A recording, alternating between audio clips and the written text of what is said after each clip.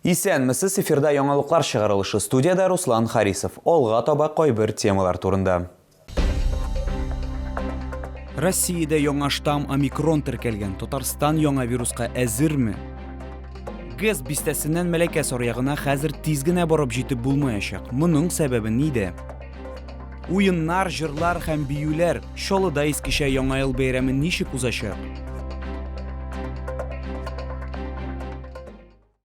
Коронавирус инфекциясы шигенми, өстәвенә Россиядә яңа штамм омикрон теркәлгән инде.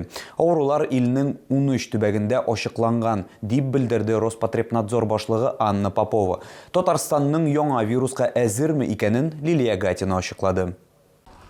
11 гыйнварга Россиядә яңа коронавирус штаммы омикрон белән авыруның 305 очрагы ачыкланган. SARS-CoV-2 очраклары Мәскәүдә, Ростов, Оренбург өлкәләрендә, Санкт-Петербургта, Пермь ягында, Мурманск һәм Башкортстанда теркәлгән. Авыручылар саны үсешенә әзер булырга кирәк дип билгеләп үтте Россия хөкүмәте рәисе Михаил Мишустин. После новогодних праздников многие возвращаются домой из поездок, в том числе из-за рубежа. Необходимо это учитывать. Набор мер противодействия инфекции остается прежним. Значимую роль играет своевременное тестирование. Ранняя диагностика позволяет быстрее начать лечение и оградить от риска заражения других людей. И в текущем году надо продолжать поддерживать высокий охват граждан тестированием. Россияга омикронны 25 илдән, шул исәптән Гарәп Әмирлекләре, Бөек Британия, Төркия илләреннән алып килергә мөмкиннәр. Көньяк Африка Республикасыннан һәм Танзаниядән кайтучы гражданнар аерым контрольга алына. Татарстанга килгәндә әлеге республикада бер генә омикрон очрагы да теркәлмәгән.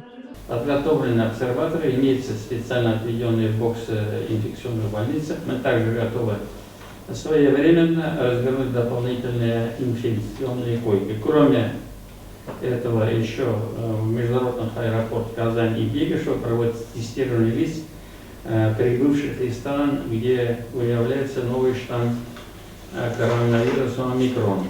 Моннан тыш Татарстан президенты билгеләп үткәнчә, республикада вазгыять тотрыклы һәм даими контрольдә тора. Резервта 50%-ка койка бар, кирәк булган очракта атна дәвамында аларның күләмен 2-3 тапкыр арттырырга мөмкин. Халыкка кирәкле куркынычсызлык чараларын үтәргә, битлектәр кияргә, антисептиклардан файдаланырга, дистанцияны үтәргә һәм әлбәттә дәвам итә торган вакцинация турында онытмаска кушалар. Лилия Гатина, яңалыклар.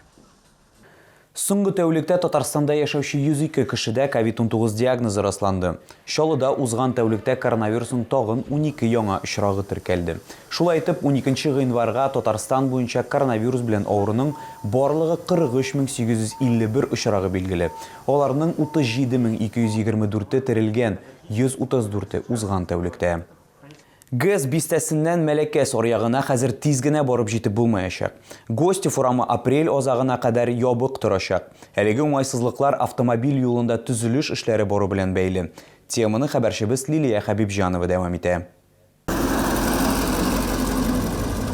Батынчык урамыннан аэродромный урамына кадәр транспорт хәрәкәте 2 юнәлештә дә шикләнгән. Сәбәбе Гость урамындагы яңа күпер төзелеше белән бәйле. Исегезгә төшерәм, биредә эшләр узган елның августында башланды. На данный момент ведется выемка грунта из котлована, обвязка шпунтовой стенки. После выемки конструкция сама пойдет. Основное армирование и бетонирование. Яңа күпернең беренче каты инде әзер, ул бетонланган, 4 терәк монтажланган. Аскы катлам стеналары грунт белән каплауга әзер дип белгечләр. Объекттагы эшләр октябрь аена кадәр дәвам итәчәк. Менә җәяүләрне җапмаса әйбәт. Безгә ясага, значит, соңына әйбәт булыр. Я часто пользуюсь этой дорогой. Сейчас я пешком, потому что закрыт мост. А так я каждое утро хожу вот в спортзал. Төзүчеләр ремонт аркасында килеп чыккан уңайсызлыкларны вакытлыча булуын искәртә. Гостев урамын алар 4 айдан соң ашырга планлаштыралар. Шул вакыт эчендә машина йөртүчеләргә ГЭС бистәсеннән Мәләкәс аръягы микрорайонына яисә киресенчә юнәлешкә Сарман тракты һәм беренче автомобиль юлыннан йөрергә тәкъдим итәләр. Җәяүләрдән дә төзелеш янында йөрмәскә, куркынычсызлык чараларын күрүләрен сорыйлар. Лилия Хәбибҗанова, Ленар Солтанов, яңалыклар. Әгәр сезне берәр проблема борчыса яки шатлыклы хәбәр җиткерәсегез килсә, безнең редакциянең кайнар элемтә телефонына шалтыратыгыз. 51-31-31 номеры тәүлек буена эшли. Кызыксынган яки борчыган сорауларыгызны WhatsApp хезмәтенә дә юллый аласыз. Фотосурәтләрегезне һәм видеоларыгызны 8-939-311-31-31 номеры буенча көтеп калабыз. Безнең хәбәрчеләребез сезнең белән элемтәгә кереп проблемагызны хәл итәргә булышыр. Кирәкле җитәкчеләр белән күзгә-күз очрашырга ярдәм итәр. Бәлки нәкъ менә киләсе чыгарылышта сезнең мәсьәлә хәл ителер.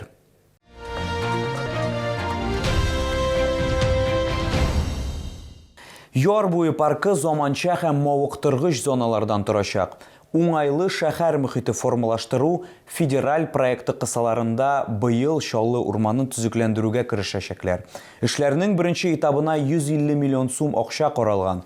Тулырак киләсе сюжетта. Мәхмүд Саттаров пенсияга чыкканнан соң тормыш үзгәрде, сәламәт тормыш алып бара башладым дип. Урманга төшмәгән бер көне дә юк. Саф һава, нарат исә яр буе паркы елдан-ел матурлана гына дип сөенә шәһәрдәш.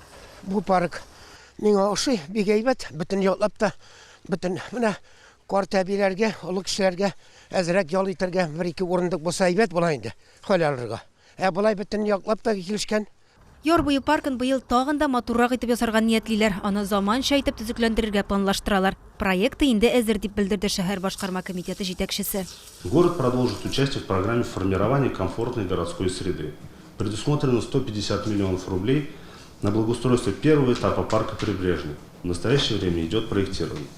Беренче этап эскизлары әзер. Аның өстендә Татарстан башлыгы ярдәмчесе Наталья Фишман-Бикмамбетова командасы эшләде. Паркка керү урыны Адымнар полилингваль гимназиясе янында булачак. Шунда спорт җиһазларын бирү пунктлары оештырылачак. Балалар һәм спорт майданчыклары эт уйнату зонасыннан аерым ясалачак. Здесь мне очень все нравится. Если только к вечеру побольше освещения, а так все хорошо. Әзрәк ял итә торган җирләре, скамейкалары утырып торырга кайдадыр булса инде.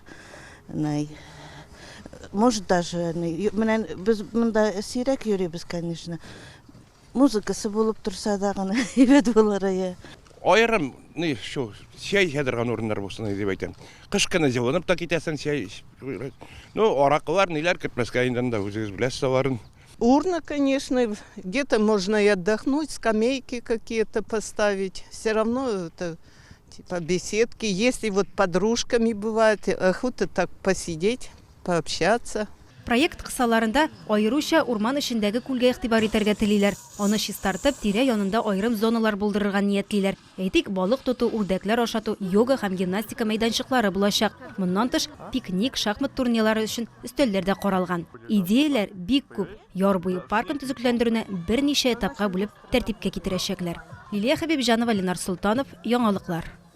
13 гыйнвардан 14 гыйнварга каршы төндә Искечә Яңа елга аяк басабыз. Үз тарихында ел исәбен алыштырган һәр илдә Искечә Яңа ел рәсми булмаган күңелле бәйрәмнәрнең берсе. Чаллыда Искечә Яңа елны каршы алырга әзерләнә. Шул уңайдан шәһәрдәшләрне күңел ачу анимацион программасы көтә. Яңа ел уеннары, җырлар һәм биюләр. 13 гыйнвар көнне бәйрәм программалары 17 сәгатьтә Азатлык мәйданында тылсымлы бәйрәм дәвам итә. Бәйрәм программасы сәхнәдә булачак. Моннан тыш кызыклы кар бабайлар катнашында бәйрәм мәйданчыкларында интерактив мимик тамаша да булыр дип көтелә. Шулай ук спорт мәйданчыклары, сәүдә нокталары, шугалаклар, олы-олы курчаклар, аниматорлар, ходулиларда йөрүчеләр дә шәһәрдәшләрнең күңелен ачачаклар. 18 сәгатьтә Җиңү паркында иске Яңа ел очрашуы узачак. Шул ук вакытта энергетик мәдәният йорты каршында мөгъҗизалар көткәндә дип исемләнгән театральләштерелгән концерт программасы булачак. Бу сезгә җиткерәсе соңгы мәгълүматыбыз иде. Мин Руслан Харисов сезнең белән сау булашам. Исән имин булыгыз.